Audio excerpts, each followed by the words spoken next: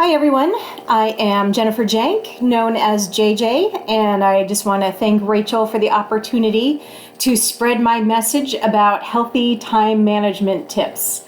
I am going to talk a little bit, I'm going to nerd out a little bit, I'm just going to warn you because I need to tell you a little bit about the brain in order for everything to kind of make sense, so that you understand why certain things do work and certain things don't work. I will give you a little teaser and just tell you that modern life is not really designed for the human brain. Even though human brains designed a lot of this technology, it doesn't actually work very well with our brains. So part of the problem is that we are still working with the brains that we sort of evolved with way back when we were a species on the African savanna, being hunted by larger predators and also hunting larger predators. So there's a variety of things that happen in the brain that are really designed for people in that environment. They're not really designed for people like me or probably you who sit at a desk all day and work on computers. Homo sapiens has been around for tens of thousands of years, maybe, and the computer revolution, really, we could say maybe it started in about the 1950s, because that's really when IBM was really kind of starting up, and the scientists were using computers to do the calculations to get to the moon. Excuse me one moment. So in terms of that, we're 70 years out, so our technology has evolved much faster than our brains. Our brains simply were using brains that didn't evolve with screens or technology or even chairs. Sitting's really bad for us because that's not, kind of how we grew up as a species. We walked a lot. That's mostly how we hunted down our prey, was we just kept going. Most of the other animals are a lot faster than we are. And they also have, talons and fangs and things that we don't. But what we have that they didn't was the ability to just keep going. So a cheetah can run, 70 miles an hour or whatever it is, but they can't do it forever, whereas a human can jog along for hours and hours until they actually finally hunt down the cheetah. So that's kind of the environment that our brains were brought up in. The body likes movement, but it's also not an environment that required a lot of what I like to call, this is a technical term, thinky work, such as designing videos or working on spreadsheets, working with numbers, working with money. All those kinds of things are sort of new to our brains, so although we can certainly do them and we're very capable of doing them, it's not natural. It's not something that we can easily do. That kind of work takes up a lot of brain space. It takes up a lot of our, sort of the human parts of our brain that are involved in executive function, which is things like thinking ahead, thinking about consequences, those to-do lists, advantages and disadvantages, certain decisions. Those are all kind of located in if you've read Daniel Kahneman's Thinking Fast and Slow, highly recommend, by the way, that's the system one. So it's very resource hungry. It's very slow compared to sort of the default processes that go on with the stuff that our brains have evolved with for, thousands of years. So our brain actually would prefer that we spend a little bit more time not doing this hard thinky work, and more time in the easy default sort of settings, which is why we don't really get 8 hours a day of this very focused, concentrated work. And that's kind of what time management is all about, is recognizing that, in fact, you have a limited amount of time each day. And if you think of sort of your productivity as like a tank, you can fill it up and then it's kind of ready to go to the next day and you can get your full productivity out of it, which is, again, not 8 hours. But if you're doing the things that kind of drain that tank, then you don't even get that amount. So another book I recommend is Deep Work by Cal Newport. And our sort of thinky work ability for a day is maybe 3.5 to 4 hours. That's it. So, the 8-hour day was really based on factory work, wasn't based on thinky work, right? It was based on people that were making widgets on the assembly line.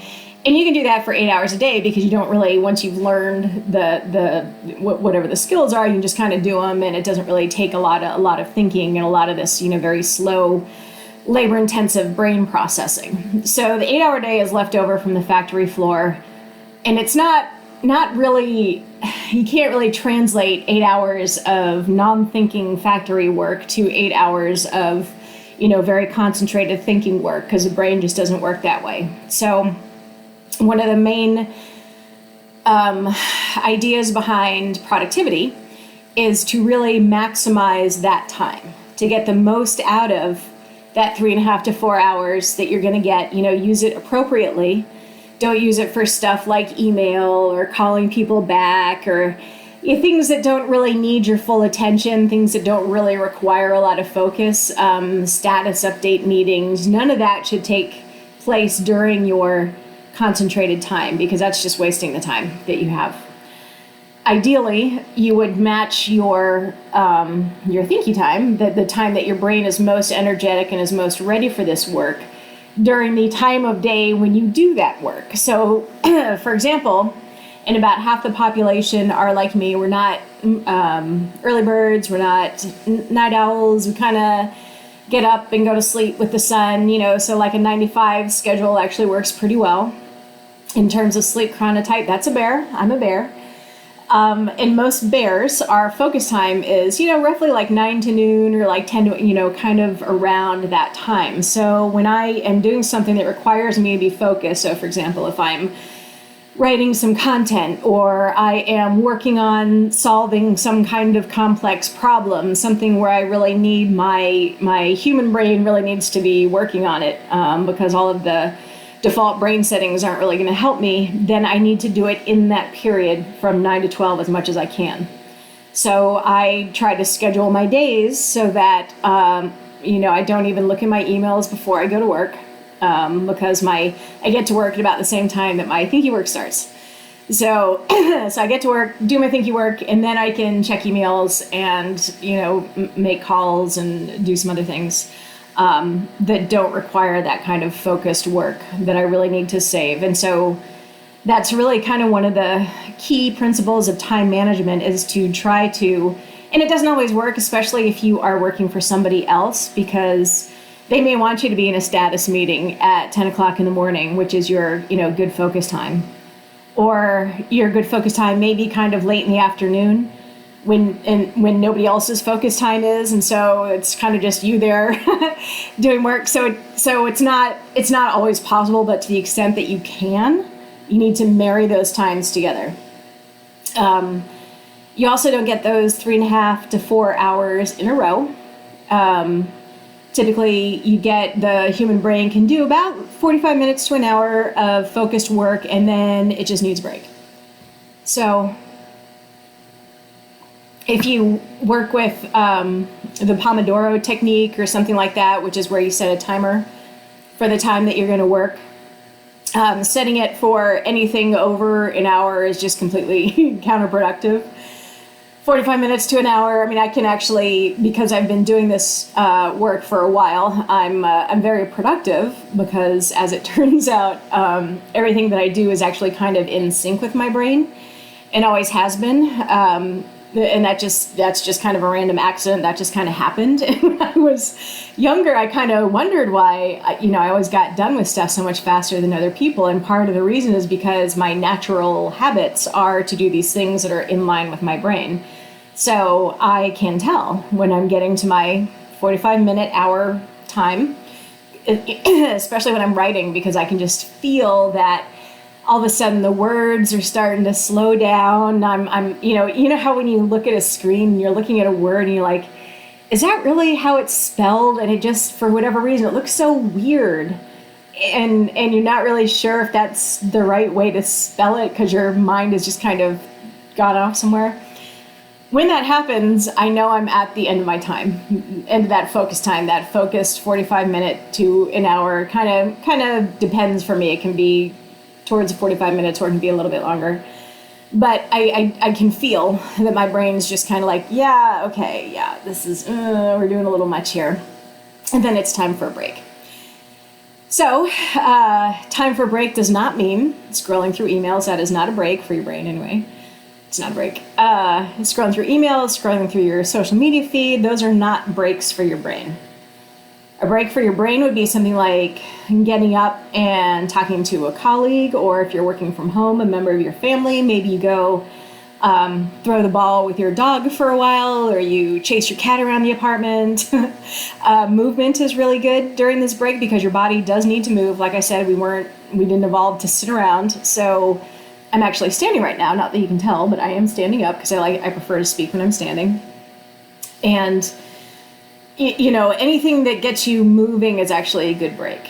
And don't think about whatever it was you were working on, at least not consciously, because your subconscious is probably kind of working at it while you're otherwise sort of employed. But the main thing is that your brain just needs to kind of get away from the focused work and just kind of take a break. And the things that we know the brain likes are things like, social connection. And social media does not count. We did not grow up in the savannah with Facebook. So our brains don't really process, like if you comment on somebody's post or something like that, our brains are not processing that as social connection. That's just like a random sentence that you're typing out. It's not what your brain recognizes as human to human connection. Fortunately, we have video, and this is second best to actually being in person. But it does seem like our brains do kind of recognize this kind of thing as being like a social connection. So if you FaceTime a friend or you Skype a friend or whatever, that's good. You can also call a friend, because even though you don't get the visual cues, you do get kind of the voice cues, and so that works as well. But like texting and that kind of stuff it's not human to human connection. You're just typing something into a machine, and it doesn't count to your brain. So where was I? So I was talking about taking a break. So, and then after you take your break, you can go back. You'll feel a little bit refreshed, and then you can go back, continue on for the next 45 minutes to half an hour, or 45 minutes to an hour. Kind of continue on with what you're doing, and that way you're not over-tiring your brain. You're giving it breaks that it likes and needs. So I mentioned social connection it likes. It also likes movement. Also, your body likes movement. Another thing that your brain enjoys are actually things like hobbies, games. It's kind of a chance for your brain to take a break from that kind of focused work and just, enjoy itself a little bit. And they're also, as long as you're doing something that you enjoy, will also bring you some pleasure. So if you have something that you can do for like 15 minutes that kind of makes you feel refreshed, then that would also be a good break after your 45 minutes to an hour. So you go on like that for your, until you're kind of, until you're done. And I'm going to give a lot of tips here, but I'm aware that not all of them can be used 100% of the time. So for example, my focus time is 9 to noon, but that doesn't mean that day I only have 3 hours worth of things that I need to do. So I may have to go back at 2 o'clock or 1 o'clock or whatever, and kind of go back to it and get it done. It's going to be harder. I mean, I actually feel that it's harder. It's going to take longer. It's just not going to be as efficient. So to the extent that you can, try to get most of your work done during that time. Another thing that sort of modern culture sort of encourages, but is really not good for our brains, and productivity and time management are all to do with really making the most of your brain and making most of how it works, and kind of going with your brain instead of trying to push against it. So people talk about multitasking, and I am here to tell you that no matter how old you are, because I know that some of the younger generations believe that they can multitask, you can't. Not with things that you really need to focus on. It's not possible. The brain cannot do those two things at once. What happens is it switches very rapidly between the two, So you may feel like you're multitasking, but you're not. And if you've ever, and honestly, I do this sometimes. It's very, very bad habit, so you shouldn't do it. Sometimes I will be like listening to a call, or like I have like a Facebook group thing that I need to watch or something, and I will have it on, and I'm kind of scrolling through my feeds, or I'm reading my email, and I can tell you that I miss stuff, right? So sometimes I'll catch like the end of something, and I'm like, oh, that sounded good. Now I have to go listen to that. So now I got to go back to the call, and I got to rewind, or I got to do whatever it is I got to do to bring it back, which takes longer than if I was just looking at it the whole time. So when you've got multiple tasks, you're not giving, and you think that you're switching between them, you're not, and you're not giving your full attention to either one, right? You're kind of half-assing both of them.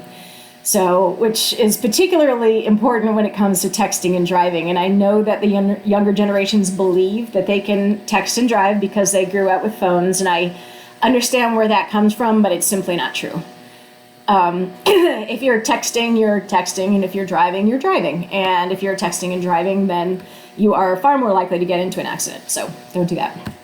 And the same thing with multitasking, like you can't do it. Your brain literally can't do it. It has to switch between the tasks. So not only are you not doing what you think you're doing, it's also really tiring for your brain to be going do really fast. I mean, that's just, it's tiring.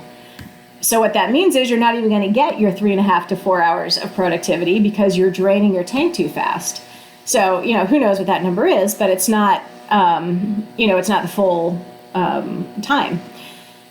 So it's a much better idea to actually focus on one task at a time and complete it, or at least get to a point where you can set it aside, and then move on to another task instead of trying to do them both at the same time. When you're able to focus, you can actually get things done much faster. For one thing, you're not draining your brain by trying to switch between things, right? You're just focused on the one thing. And frankly, I recognize that has become a lot more difficult for people because we're constantly, looking at the phone. I could be standing here like pretending to give the webinar, but I'm looking at here, and then I'm kind of losing you. And, and then you'll notice my phone did ring because I did have that notification on, but I don't have emails on. I don't have, I actually don't even have social media on my phone. I have it on my laptop, but not on my phone. Because all of these are distractions, right? They're just distracting you from what you want to do. So you want to get something done quickly, you do that one thing, and you do that one thing only. That's the quickest, most efficient way to get it done. So that means that you have to not do the other things. And the problem with that is you can say, okay, well, I'm going to focus on this, but if your office door is open and people are constantly coming in to talk to you, or if you have notifications on your laptop of emails and you're constantly seeing emails so I'm speaking here, but I can see off to the side if I had email notifications on, which I don't. If I had them on, I could see them popping up, and that would distract me every time it happened. Plus, if I had social media notifications on, if I had texting notifications on, I don't have any of that stuff on, which is why I can focus and why I get stuff done so quickly, because I'm able to concentrate on that one task at a time. So it may be a little hard if you're kind of used to, okay, well, I'm gonna have my phone in my hand, I'm gonna scroll through social media on my laptop, I'm gonna, maybe text a friend while I'm doing this, and then maybe I'm gonna do, something else. You're gonna be less efficient at every single one of those tasks because you're trying to do them at the same time, and your brain just isn't capable of doing it, and it's going to tire it out. So everything that you can do to work uninterrupted during your focus time is going to make you more productive.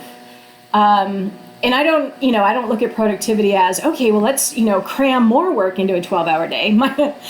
I'm very much against that. My whole thing about productivity is, okay, well, let's cram everything we need to do into a shorter amount of time, which also requires some prioritizing, which is another, time management thing. But getting everything done in a shorter period of time. So that way you leave work, you don't feel guilty because you got everything done. But then you can go home and you can, hang out with your family and friends. You can play with your pets. You can do your hobbies. You can do your activities. All of the things that your brain actually needs you to do to be productive, because your brain needs rest. Your brain needs stuff that it enjoys. It needs movement and activities and social connection to be happy and work right.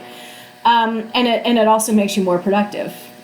So my whole thing about time management is, let's make each day as effective and efficient as possible. It's not about doing busy work, because I don't know about you, but I don't have time to do busy work. I don't want to just be scrolling on social media forever just to waste time, because I don't really have time to do that.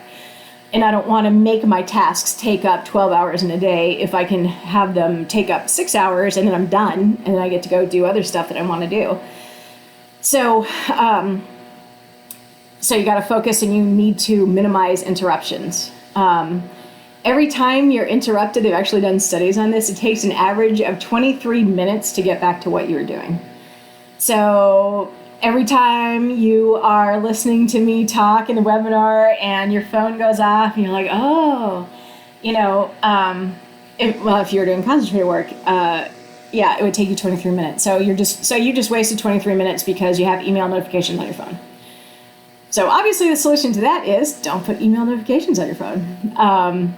And I get a lot of pushback on that, because a lot of people are so used to carrying their phones around, and they're so used to, having notifications. And one of the things you need to understand, especially when it comes to social media, is that all of the platforms have been deliberately designed by the designers to be addictive, to tap into those very same addiction centers, to release the dopamine that is pleasure and motivation, that says, okay, yeah, let's do it again. Because the social media companies do not make money from you, talking to Aunt Sue. They make money from as many ads as they can stick in front of your eyeballs. And in order to put as many ads in front of your eyeballs as possible, then you need to stay on the platform as long as possible. So they know how the brain works. They've incorporated all of these things. It's the same variable reward theory that casinos use, right? And they'll keep you in front of that slot machine, playing the one-armed bandit, because you're going to get rewarded sometimes and you don't know when. So you're just going to keep pulling that lever. And basically, it's kind of the same with social media. So, so don't feel bad if you feel like you're addicted because they were designed that way. The issue is now that that's the way it is. So now, how do you get away from that? And a lot of us can't get off social media completely. Like I can't. I might if I could, but I do business on Facebook and LinkedIn, and so I can't just be like, okay, well, I'm never going to be on Facebook and LinkedIn again. So one of the things I've done is take the apps off my phone, so they're not on my phone at all. I can only access them when I'm at my laptop. And I have, I'm in front of my laptop most of the time. So, I have the notifications turned off. So even on my laptop, I can't tell if somebody, likes a post or whatever until I actually go into the platform. So I don't have any pings or buzzes or vibrations or anything when somebody, sends me a notification or texts me. The only thing I really get is I do have my phone ringer on, so if my phone rings, I'll hear it. A lot of times, if it's during my thinky work, I just ignore it. And the important thing to realize, because we've all been kind of conditioned, especially those of us who might have been in corporate for a while, we've all been conditioned to answer things right away, but most of the time, nobody needs an answer right away. And most of the time, your clients can wait, or your supplier can wait, or whoever it is. Technically your boss can wait, but that might be a little bit of a harder sell. But, people can wait. They don't necessarily need to talk to you right that minute. And if it's during that time, your productive time, you really need to be focusing on your productive time and not on some random email or, somebody who liked your post on social media. And as long as you explain this ahead of time, as long as you tell people, look, and that's what I tell people, I say, look, I don't check my email before I get to work. It's not going to happen. I will check it. I will get back to you, usually within a day. But, unless you happen to be emailing me in the time that I happen to be looking at my email, you're not going to get an immediate response. And as long as people know that, it's fine. Most of us are not curing cancer. We're not sending robots to Mars. So people they can wait. I know some people have like an autoresponder on their emails that says, look, these are the times when I check my email. I have received your email. This email is to let you know that I've received it, but I'm not going to get back to you, except during whatever these times are. Because another important thing about time management is to block your time. And I'm not talking about necessarily, I was talking about this with somebody and she was like, oh, I just couldn't stand looking at my calendar and blocking off every, 15 minutes. And I was like, yeah, I can't stand that either. I don't do that. I mean, some people do, but I mean, I just, if I had to schedule my day in 15-minute increments, I would go crazy. That does not work for me.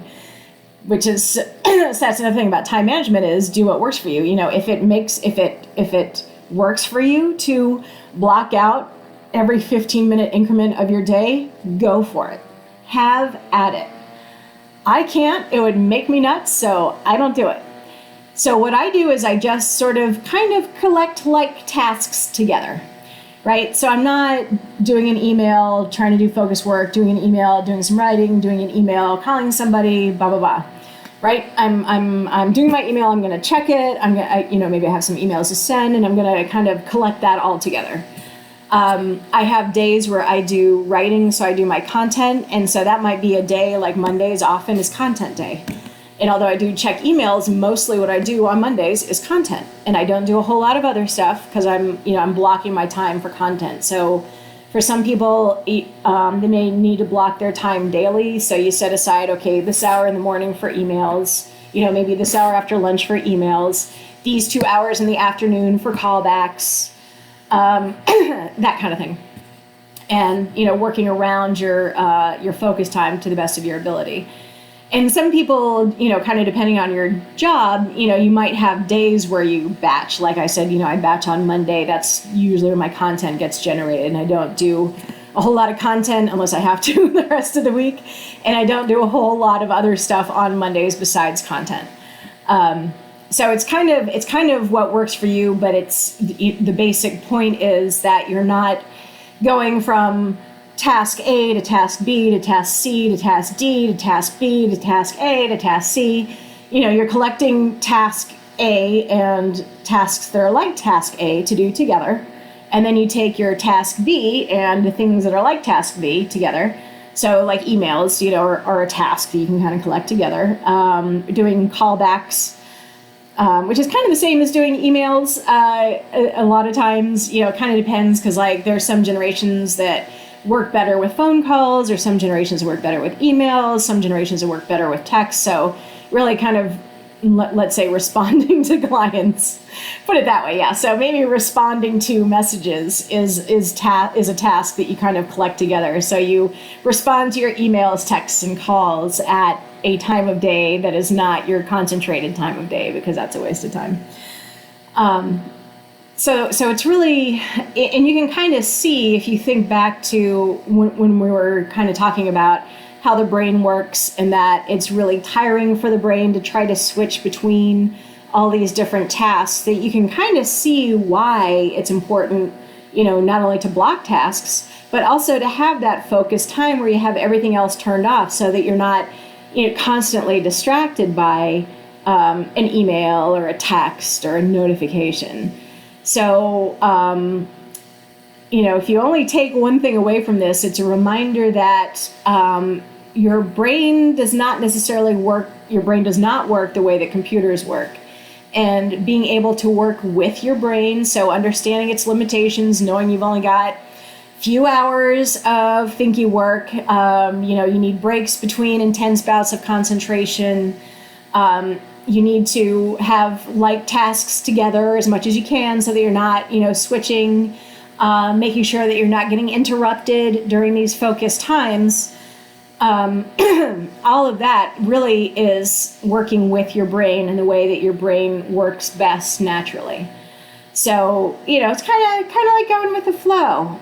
You can try to fight the current, or you can let the current take you to where you want to go. I mean, it's up to you. I mean, if you want to spend the rest of your time, stretching out a 6-hour day into 10 or 12 hours because it takes you forever to, do everything because you're constantly trying to do 3 things at once and you get interrupted and this and that.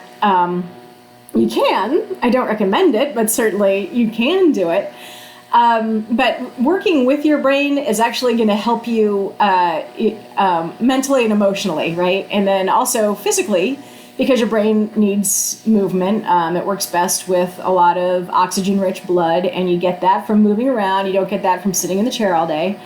So all of these things really kind of work together. The more that you can focus, the more that you can try to do things that are similar at similar times, just the easier things are going to feel and the faster you're going to be able to get things done, so that then you can have that work-life balance and you don't have to feel guilty when you go home because you're like, well, I did all my work. Why would I feel guilty? I got everything done, and now I can go home and I can do all this other stuff that my brain actually needs me to do, because your brain needs breaks and it needs playtime and it needs time with other people and it needs social connection and all of this other stuff that you can't necessarily get at work, and yet your brain still needs it for you to be productive at work. So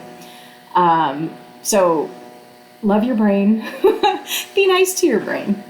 Be nice to your brain, and your brain is going to help you lead a more balanced life. So I think that's something that all of us right now, including me, could really use. So I hope that you enjoyed this and that you got a couple of good tips out of it. And my website is jenniferjank.com. If you have any questions or anything, please feel free. Or I'm on LinkedIn as Jennifer JJ Jank. You can always connect with me there too. So thanks again, and hopefully I will talk to you soon. Bye.